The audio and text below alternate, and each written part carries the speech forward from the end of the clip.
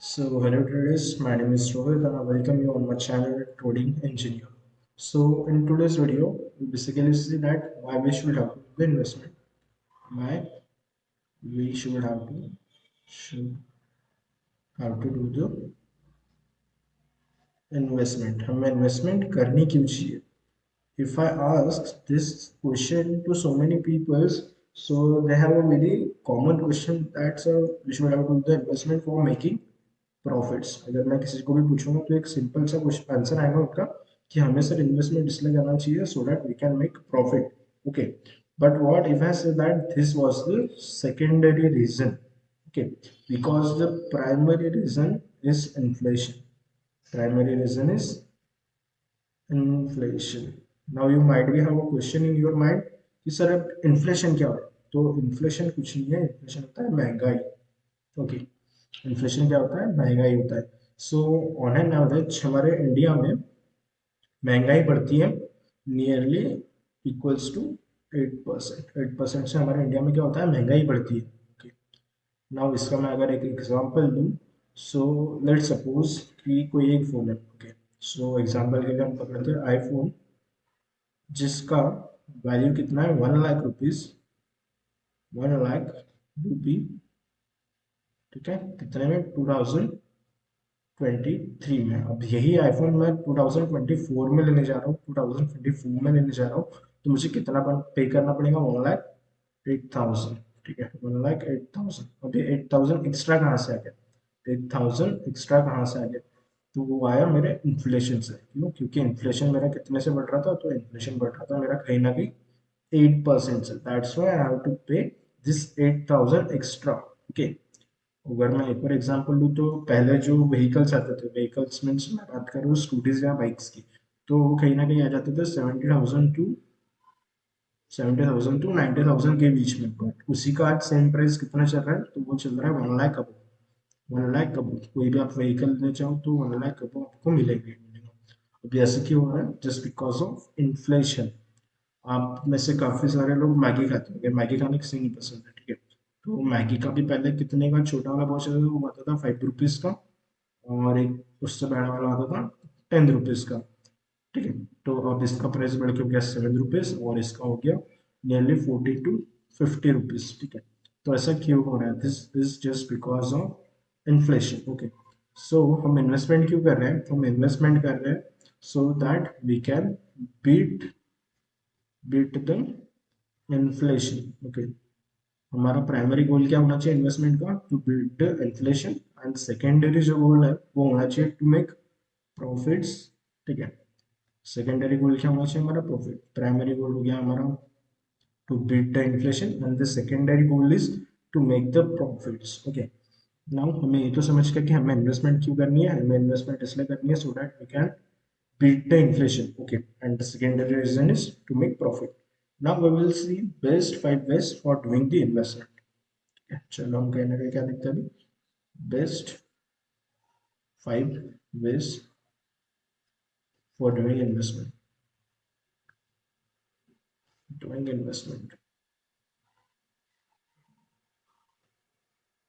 Okay, so we will start from number 5।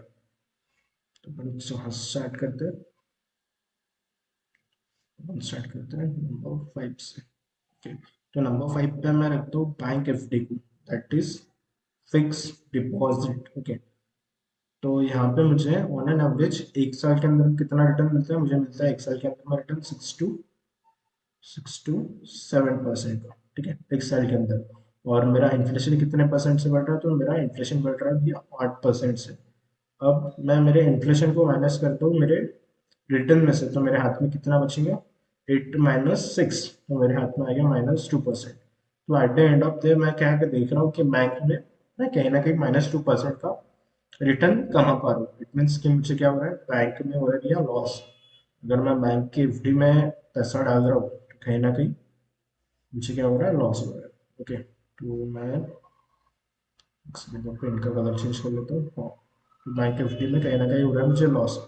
Now मैं number 4 पे रखता हूँ mutual fund, that is MD. Okay, mutual fund में मुझे ऑन एन एवरेज जो रिटर्न मिलता है, it was nearly equal to 12 to 14%। ठीक है, चलो मेरा इन्फ्लेशन कितना से बढ़ रहा है, तो यहाँ 8% से बढ़ रहा है। If I minus 8% by 4, so in hand मेरे हाथ में कितना आ गया, मेरे हाथ में आ गया +6%। सो कहीं ना कहीं हम क्या कर रहे हैं, म्यूचुअल फंड में पैसा बना रहे हैं। ओके, नाउ मैं थर्ड नंबर पर रखता हूँ गोल्ड को।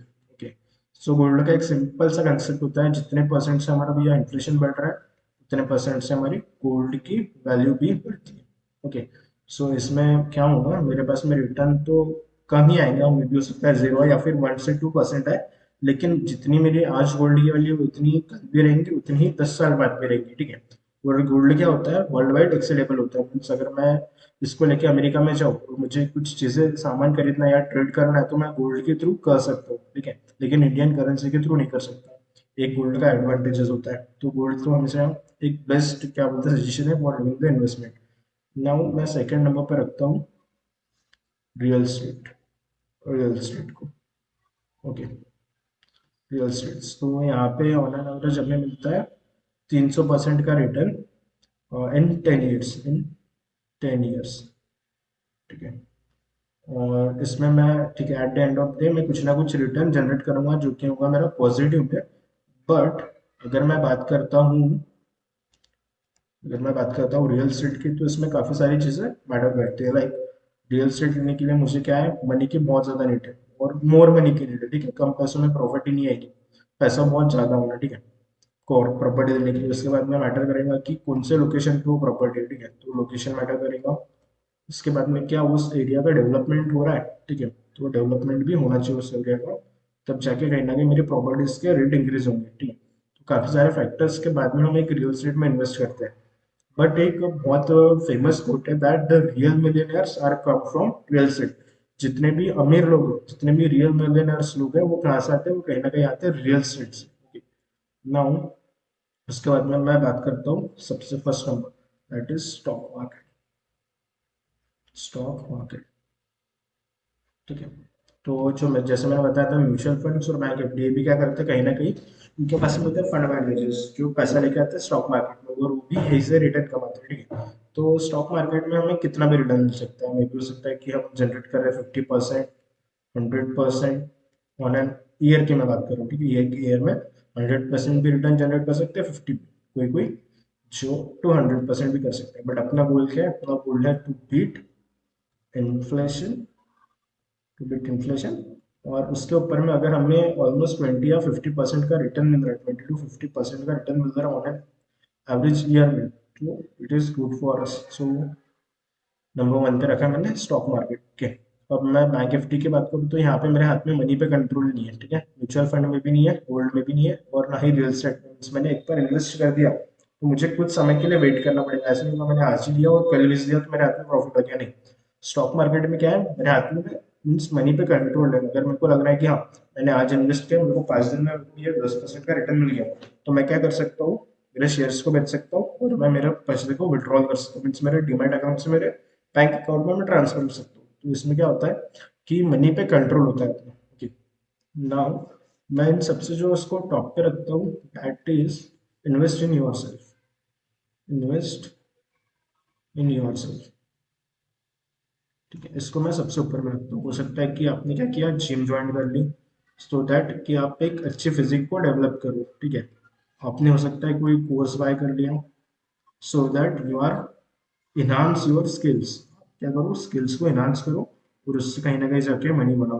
या फिर हो सकता है आपने कुछ बुक्स ले ली, जिससे at the end of day आपका क्या हो, नॉलेज इंक्रीज हो। ओके, सो सबसे ऊपर में किस चीज को रख रहा हूँ, तो मैं रख रहा हूँ इन्वेस्ट इन योर सेल्फ। ठीक है, खुद के ऊपर में पैसा इन्वेस्ट करो, काफी ज्यादा जरूरी भी है। ओके, नाउ हमने क्या क्या पढ़ लिया आज की क्लास में, तो आज के सेशन में, आज के वीडियो में हमने पढ़ लिया कि हमें इन्वेस्ट क्यों करना चाहिए, why we should how to do the investment. So primary reason होता है हमारा इन्फ्लेशन, सेकेंडरी रीजन होता है प्रॉफिट। ओके, तो इन्फ्लेशन को हमें क्या करना है, पहले बीट करना है, उसके बाद में हम प्रॉफिट्स के बारे में सोचेंगे। उसके बाद में हमने कुछ एग्जांपल्स देखे, लाइक एक आईफोन वाला एग्जांपल देखा, एक मैगी वाला देखा। ठीक है, नाउ इसके बाद में हमने देखे best 5 ways for doing the investment. तो फिफ्थ नंबर पे रखा हमने बैंक। तो बैंक में क्या हो रहा है, कहीं ना कहीं हम पैसा नहीं बना पा रहे हैं। ठीक है, माइनस में जा रहे हैं हम 2%। ठीक है, म्यूचुअल फंड में हम कहीं ना कहीं थोड़ा बहुत पैसा बना ले रहे हैं, लेकिन ये भी सब्जेक्ट टू मार्केट रिस्क। उसके बाद में गोल्ड, गोल्ड में तो हमारा जितना आज पैसा है उतना कल भी रहेगा, उतना 10 साल बाद भी रहेगा, because gold never lose their value. इसके बाद में आता है रियल एस्टेट। रियल एस्टेट में हमें क्या लगता है, पैसा काफी ज्यादा लगता है, वो ये सारे फैक्टर्स मैटर करते हैं, और भी फैक्टर्स आते हैं इसमें, हमने सिर्फ यहाँ पे 3 काउंट किए। उसके बाद में देखा हमने, फिर म्यूचुअल फंड में हम क्या कर सकते हैं, इन्वेस्ट कर सकते हैं, और यहाँ से एक अच्छा रिटर्न क्या कर सकते हैं, हम जनरेट कर सकते हैं। ठीक है, उसके बाद में जो मैंने टॉप पे रखा था, टॉप पे इसको रखा था, तो इन्वेस्ट इन योरसेल्फ। आप क्या करो, खुद पे इन्वेस्ट करो। अब ये क्लास में तो हमने सीख लिया कि इन्वेस्टमेंट करने की चाहिए, ठीक है, और कहाँ कहाँ पे करनी चाहिए। तो अभी हमारा जो मेन फोकस रहेगा वो रहेगा स्टॉक मार्केट पे।